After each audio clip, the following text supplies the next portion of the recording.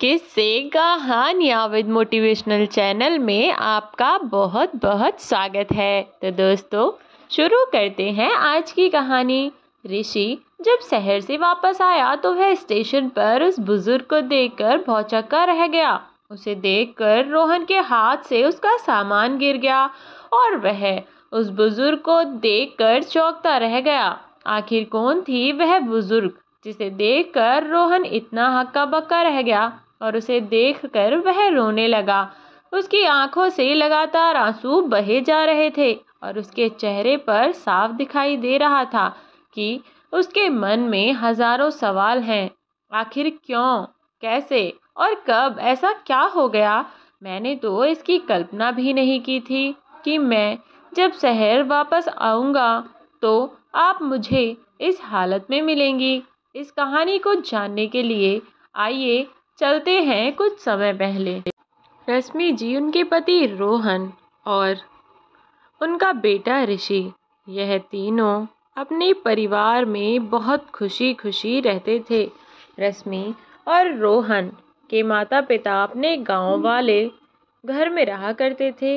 रश्मि और रोहन दोनों अपने सास ससुर के साथ से बहुत ही ज़्यादा प्यार किया करते थे।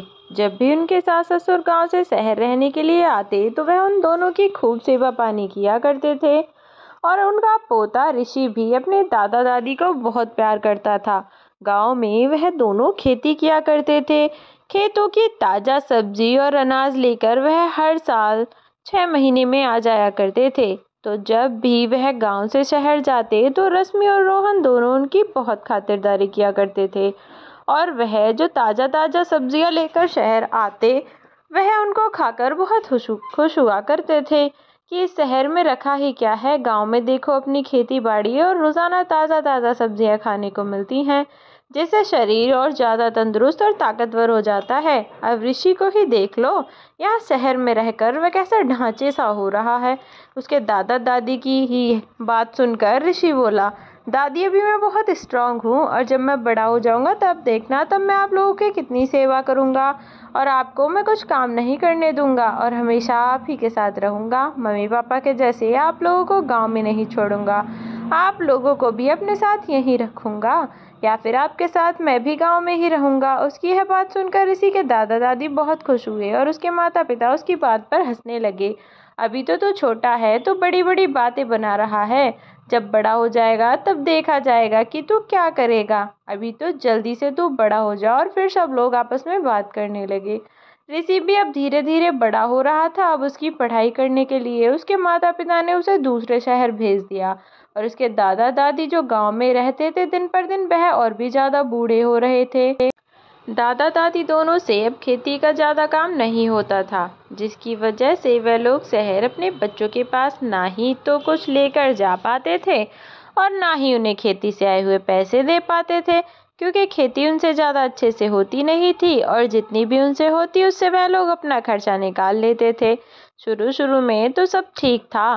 साल, 1.5 साल, 2 साल बेटे बहू ने कुछ नहीं कहा। उसकी बहू भी फिर अपने पति से कहने लगी, अब तो मम्मी पापा बहुत समय से नहीं आए हैं और ना ही उन्होंने कुछ भेजा है, ना ही उनकी खैर खबर मिली है।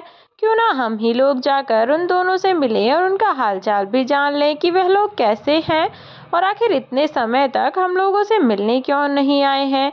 ऐसा कहकर दोनों ने सिर हिलाया और अगले दिन दोनों निकल पड़े अपने मम्मी पापा से मिलने के लिए। वहां जाकर देखा तो ऋषि के दादा दादी की हालत ज़्यादा ठीक नहीं थी और खेती भी ज़्यादा अच्छी नहीं चल रही थी। अब उनका पुराना घर भी इतना अच्छा नहीं था, वह भी टूटा फूटा हो रहा था। जैसे ही उसकी पत्नी ने घर के अंदर पैर रखा, वह सब देखकर हैरान रह गई कि हमारा गांव में इतना बड़ा घर है, इसमें मम्मी पापा कैसे रहते हैं? क्यों ना तुम इन्हें भी हमारे साथ शहर ले चलो, हम लोग इनका ध्यान भी अच्छे से रख लेंगे और इन्हें किसी चीज़ की कोई चिंता भी नहीं होगी। वहाँ से वह लोग उन्हें अपने साथ ले जाने की जिद करने लगे, लेकिन ऋषि के दादा दादी उनसे बोले, अगर हम यहाँ से चले जाएंगे तो कौन हमारी धरोहर की देखभाल करेगा? यहाँ गांव में यह घर मेरे माँ बाप की निशानी है। मैं नहीं चाहता कि इसे कुछ हो या फिर यहाँ कोई ना रहे तो इस पर कोई कब्जा ले ले। क्योंकि गांव में अधिकतर लोग ऐसे ही होते हैं। कोई ज़मीन खाली मिली नहीं कि उस पर कब्जा कर लेते हैं। मैं नहीं चाहता कि मेरे माँ बाप की आखिरी निशानी भी कोई हड़प ले। और ऐसा कहकर उन्होंने जाने से साफ इनकार कर दिया। ऋषि के मम्मी पापा ने उन्हें बहुत समझाया, मनाया कि अच्छा ठीक है, आप लोग कुछ समय के लिए तो हमारे साथ शहर रहने के लिए चलिए। जब आपकी तबीयत ठीक हो जाएगी तो हम लोग खुद आपको यहाँ छोड़ जाएंगे और फिर आप यहाँ दोबारा से रहना शुरू कर देना। ऐसा कहकर वह उन दोनों को अपने साथ ले गए। ऋषि के मम्मी ने अपने सास ससुर की सेवा बहुत अच्छे से की थी। उन्हें समय से खाना देना, शाम को घुमाने लेकर जाना और उनके रोजाना के सारे काम वह किया करती थी। वह उन्हें कभी किसी चीज़ की तकलीफ ना होने देते, क्योंकि रश्मि जब अपने गांव में गई थी तो उसकी नज़र उसके गांव वाले घर की ज़मीन पर पड़ गई थी। वह चाहती थी कि वह अगर इस घर को बेच दे तो उसका अच्छा दाम मिलेगा और उसके गांव के ही पास एयरपोर्ट आ रहा है तो उसे ज़मीन की अच्छी खासी कीमत मिल जाएगी। लेकिन यदि उसके सास ससुर वहाँ रहते तो वह ऐसा कुछ नहीं कर पाती और उसके चाहते हुए भी वह लोग उसे घर को नहीं देख पाते। उसने इस बारे में रोहन को तो कुछ नहीं बताया, लेकिन वह चाहती थी कि वह उसके सास ससुर वहीं रहें ताकि वह उसे घर को आसानी से बेच सके। उसने अपनी इस बात के बारे में अपने पति रोहन को भी बताया। पहले तो रोहन ने साफ इनकार कर दिया कि वह मेरे दादा दादी की धरोहर है जिसे मम्मी पापा कभी भी बेचने के लिए राजी नहीं होंगे। लेकिन उसकी पत्नी के समझाने पर वह मान गया और घर बेचने के लिए तैयार हो गया। अब वह मौका ढूंढ रहे थे कि इस बारे में अपने मम्मी पापा से बात करें, लेकिन जब उन्होंने इस बारे में उन दोनों बुजुर्गों को बताया तो उन्होंने साफ इनकार कर दिया और वह उन पर गुस्सा करने लगे कि तुम दोनों ने अपने लालच के चलते ही हम दोनों को यहाँ बुलाया था ना, ताकि तुम उस घर को बेचकर पैसे बना सको। लेकिन हमारे जीते जी ऐसा कुछ नहीं होगा कि तुम हमारी आंखों के सामने हमारे पिताजी की आखिरी निशानी को बेच दो, और अगर तुम्हें हमें नहीं रखना तो हमें हमारे गांव छोड़ आओ, हम दोनों अपना गुजारा कर लेंगे। तब बेटा बोला, अरे नहीं माँ पापा, ऐसा क्यों कहते हो? ऐसी कोई बात नहीं है। यहाँ तो किसी के बहकावे में आकर ऐसी बात करने लगी थी और मैं भी इसकी बातों में आ गया जो अपनी ज़मीन को बेचने चल दिया। मुझे माफ़ कर देना और आप लोग यहीं पर रहना, वहाँ जाने की कोई ज़रूरत नहीं है। वह घर इंसानों के रहने के लायक नहीं है, सारा टूटा फूटा हुआ है। मैं तो सोच रहा हूँ कि अब तक आप लोग वहाँ कैसे रह रहे थे। ऐसा कहकर वह उनसे चिंता जताता हुआ बोला, आप लोग यहीं पर रहना और किसी चीज़ की ज़रूरत हो तो अपनी बहू को बता देना या फिर मुझे बता देना जब मैं ऑफिस से घर आऊँ। ऐसा कहकर के वह ऑफिस के लिए निकल गया। अब उसकी पत्नी सोचने लगी, इन दोनों बुढ़े बुढ़िया को कैसे उस घर को बेचने के लिए मनाया जाए, क्योंकि अगर मौका एक बार हाथ से निकल गया तो दोबारा नहीं आएगा और उस मौके की ज़मीन की इतनी अच्छी कीमत मिल रही है कि हमें फिर से मिले ना मिले। ऐसा सोचकर वह कुछ योजना बनाने लगी कि ज़मीन को कैसे बेचा जाए या फिर उस घर को कैसे बेचा जाए जिससे कि उसके पास बहुत सारे पैसे हो जाए और वह अपने बेटे की भी पढ़ाई अच्छे से करवा सके। अब उन लोगों ने प्लान बनाया कि वह धोखे से दोनों बुजुर्गों के सिग्नेचर प्रॉपर्टी के कागज़ों पर ले लेंगे और उन्होंने ऐसा ही किया। उन्होंने उनके घर और खेत को अपने नाम करवा लिया और उन दोनों बुजुर्गों को इस बारे में पता भी न चला। वह दोनों आराम से उन दोनों के साथ रह रहे थे और जब उनके बेटा बहू ने कुछ समय तक दोबारा उस घर को बेचने की बात नहीं की तो उन्हें बहुत खुशी हुई कि लगता है हमारे बेटे बहू को समझ आ गया है कि उस घर को हम लोग नहीं बेचना चाहते, इसलिए तो उन्होंने दोबारा हमारे सामने उस बात का कोई जिक्र नहीं किया है। ऐसा कहकर वह सुकून भरी सांस लेकर बोले, अच्छा है कि हमारे बेटे बहू औरों के बहू बेटे जैसे नहीं हैं जो अपने ही माँ बाप को धोखा दें। वह लोग तो हमारा बहुत ख्याल रखते हैं और मुझे नहीं लगता कि किसी आने वाले समय में वह हमें धोखा भी दे सकते हैं। कुछ समय बाद उनकी बहू का बर्ताव बदलने लगा।